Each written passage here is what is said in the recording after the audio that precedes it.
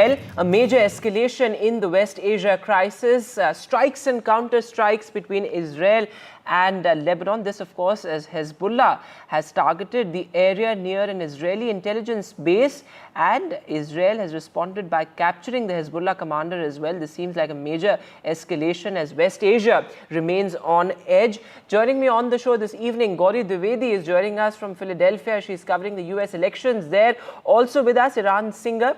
Thanks both very much for being with us. Iran is joining us from Haifa.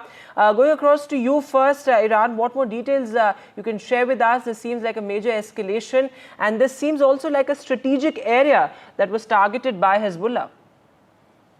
Yes, Hezbollah is still trying to hit strategic targets all through the latest days, especially army targets, intelligence armed targets. But as it seems, Israel is succeeding in intercepting these rockets. Most of the rockets that are being launched on a daily basis, we're talking about hundreds of rockets every day, are intercepted. But still, you can hear the alarms going on and off. I'm located in Haifa. The place I'm standing right now was witnessing a very harsh day here in the northern part of Israel. We had to go to the shelters 5 or 6 times because of the sirens. They are sending not only rockets. Hezbollah is trying to hit the northern part of Israel and also the central part of Israel by drones that are carrying explosives. But fortunately, the Israeli Air Force is intercepting or is managing to intercept most of these rockets. Now, as we understand, or according to some of the Israeli sources, these are crucial days because the international community, especially the United States and the French government, are making lots of efforts to bring to some kind of a ceasefire between Israel and Hezbollah. And they're working very hard. Everybody knows that it's not going to happen before the elections in the United States. And so as long as it does not happen, as long as we do not see any solution, we will keep, unfortunately, to see more and more escalation on this front. Absolutely. In fact, Gauri Dwivedi is also joining us from Philadelphia now. Gauri has been covering the US elections from the ground. Gauri, these elections are taking place at a very critical time geopolitically. The US, of course, is very much involved in the conflict in the sense that there have been efforts made from the US for a potential ceasefire as well. But how is the US administration looking at it right now? There's, of course, the US government is in a flux as well. But what are the larger geopolitical ramifications of these US elections, particularly keeping in mind the war? Vedant, 2 aspects of this. Very important that you mentioned that this war, its impact on US elections and the result and the outcome of the US election, how will that play out in Middle East? So both of them are very important aspects. Just to tell our viewers that one of the states where it's likely to have a major impact is Michigan.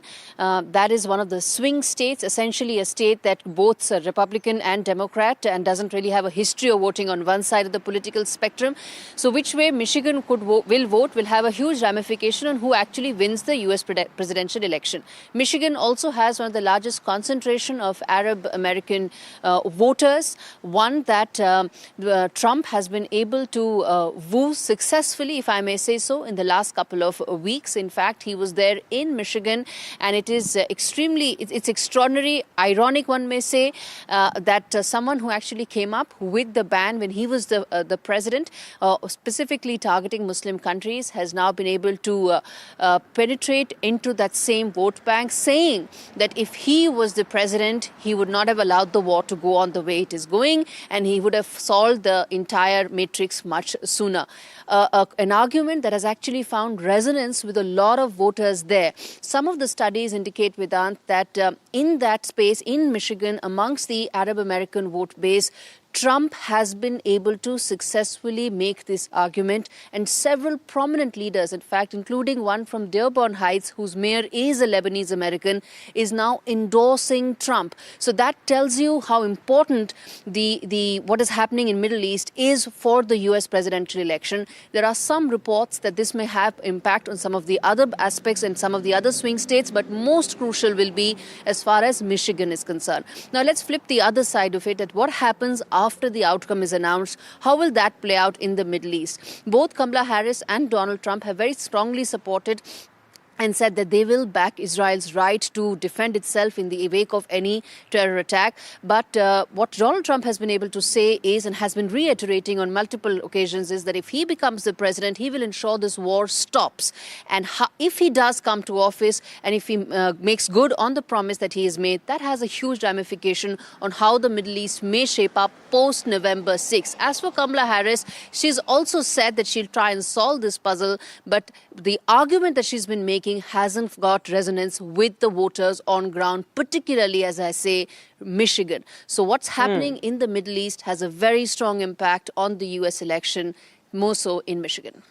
Gauri, thanks very much for joining us with a very important perspective there. Iran, thanks very much also for joining us with what's playing out on the ground. So multiple strikes today in Tel Aviv, certainly extremely concerning. This has now expanded to a multi-front war, a larger regional conflict certainly, and the US elections also taking place in this crucial geopolitical time as well.